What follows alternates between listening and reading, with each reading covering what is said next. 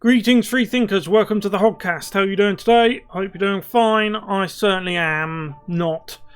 I'm a bit fed up with the GOP leadership like Mitch McConnell and Kevin McCarthy, who we see here. We've got some clips to watch of GOP leadership essentially bending the knee and swearing fealty to the Democrats. Here is a signed photograph and a plaque being given by GOP leader. That's GOP leader Kevin McCarthy to Joe Biden and his wife. They're giving them plaques and photos. This is after everything that's happened in and around November 3rd. I'm sure you know what I mean by that. After all those clips we saw of windows being boarded up and some very unusual shenanigans. This is after the 4 years of the GOP being completely demonized by the Democrats, and 4 years, worst of all, most egregiously, of Trump and his supporters, Republicans, who came out 74 million strong to vote for their man, have been utterly demonized by the Democrat Party and their allies in the mainstream media, who are, of course, the propaganda arm of the Democrat Party. So we've got some clips to watch of this just sickening knee bending and other such things. So we'll get into that now, but if you haven't yet, please like, subscribe, hit the notification bell and share this video around. We need you now more than ever. YouTube is trying to section off independent commentary channels, so if you could do that, share it around, subscribe and the like, that would really help me out, and that only takes a few seconds. Okay, let's go. So first we have the clip of GOP leader Kevin McCarthy giving Joe Biden and Jill Biden a signed photograph of their inauguration. President Biden, Vice President Harris, Dr. Biden and Mr. Imhoff, on behalf of Republicans and congratulations. Very proud of you both. When President Washington was sworn in as the first president of the United States, only a handful of people saw the ceremony or heard the famous first inaugural address. Today, the inauguration is seen around the nation and indeed around the world. Yet the task facing the nation is no less momentous than it was in Washington's time. I listened to your speech today. You talked among the tension and division. Our task as leaders is to bind this nation's wounds and dedicate ourselves to the values of all Americans share together. With modern technology, just a few minutes ago, it captured in these pictures. History in the making, for all the world to see. This picture should serve as a reminder of that task that we have before us. As a very proud son of California, it is my honor to present to a very proud daughter of California as well. Today, Vice President Harris made history, and all of America should celebrate that. But we should also remember that this is not the end, but just the beginning. As leaders, we are judged not by our words, but by our actions. Who's this we? What are you a leader of? The GOP? What's the GOP now? What's the GOP now? Let's watch the clip, because then I shouldn't have interrupted them, but I want to watch the whole clip. There's only 15 seconds left. And then I want to rewatch it, and then I've got some very good points to make, so I hope you don't skip through them. So let's go forth from here together, accomplish great things for the American people. And every time you look at this photo, remember the beginning of the job we have to do. Congrats. Okay, so we'll go back to the beginning. He's saying we. We what? The Democrats have now managed through very dubious means to gain control of all three branches of government. Not only that, even the mainstream media, that listen, the mask's off, no pun intended. Even the mainstream media, they're happy to tell you that the Democrats have been purging even the military. They purged the military to make sure that there were no people who were pro-Trump at the inauguration. That's how paranoid, partisan and divisive they are. Now, let's go back, because there's some good points I want to make. And bearing in mind, this is the GOP leader. This is a person who in 4 years' time, or 2 years at the midterms elections, will come out and tell you that he's all about you. He will say to your face that he is for you, Republican voters. He has your interests at heart. He's not stupid. He knows that there's 74 million people, actual real human beings, who went out in person to back their man, as opposed to the paper. How should we refer to it, considering the censorship that's happening at the moment? The paper people, that's what we'll call them. These paper people who all, mysteriously, they all voted for Biden. They weren't there in the flesh, they were there only on paper, and they just all happened to vote for Biden. What an astounding coincidence. So let's go back and take there's some points I want to make.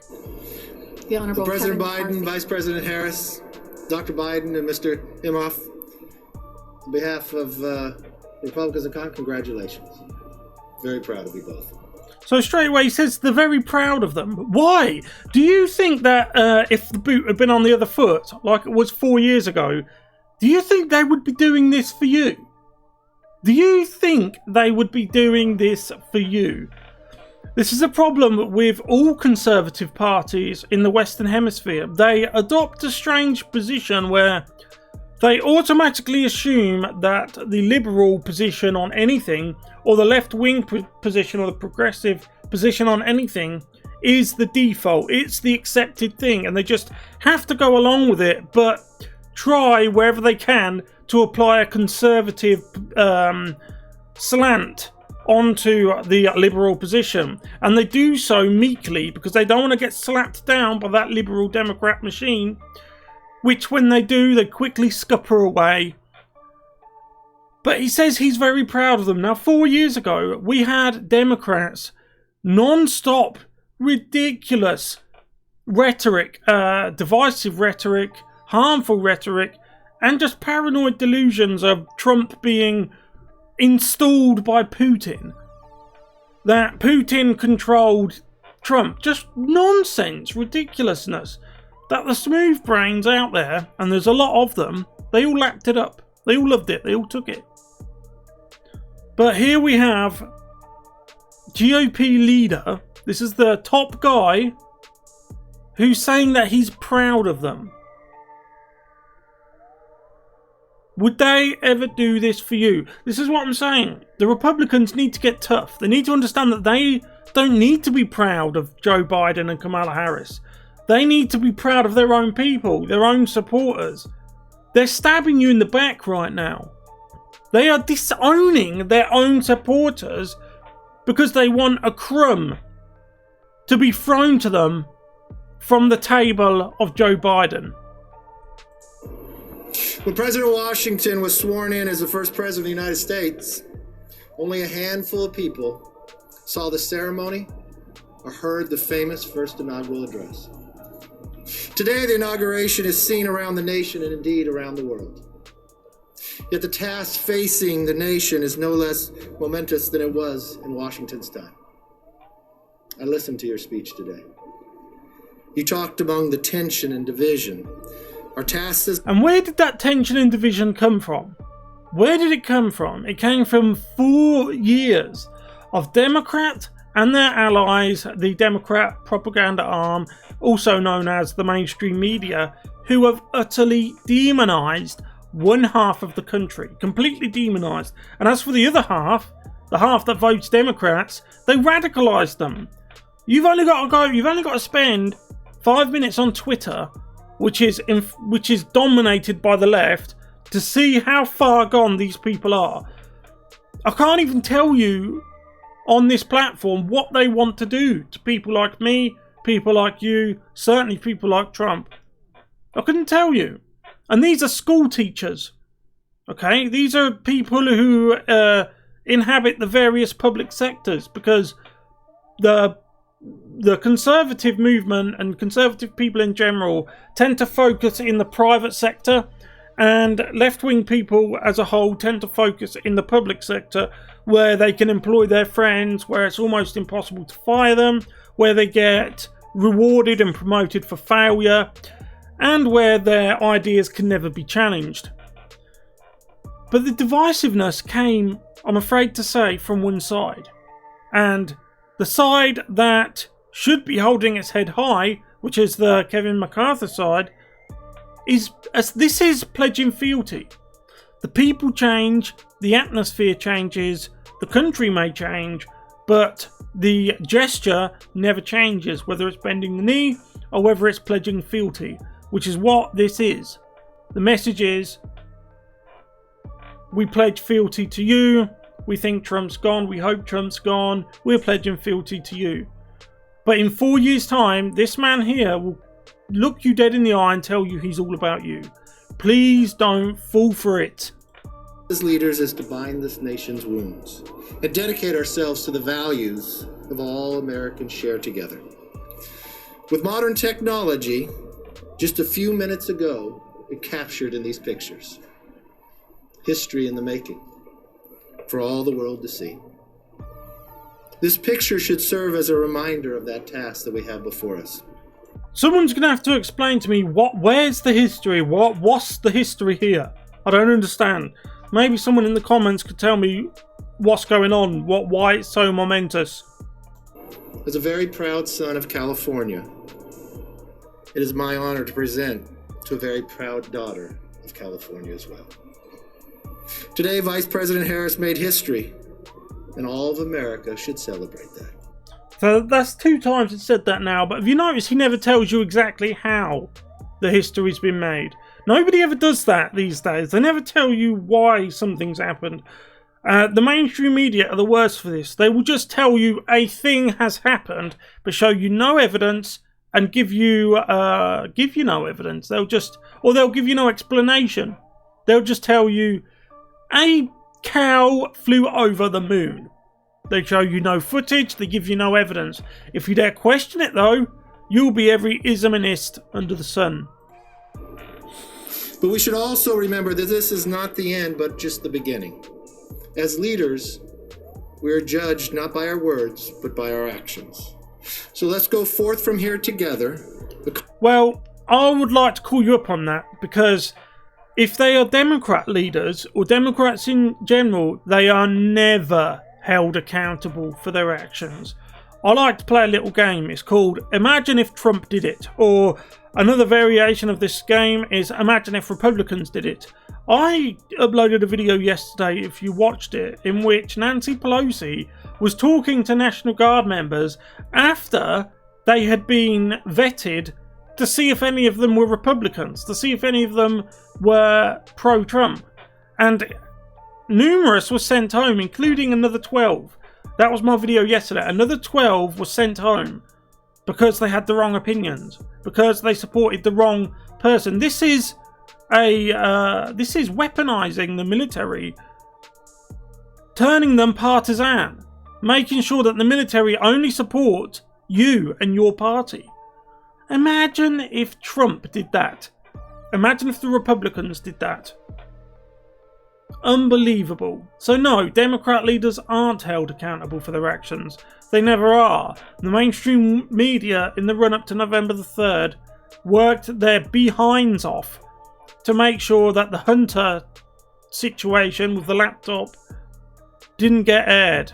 And the only people that are left to oppose them is you, the deplorables.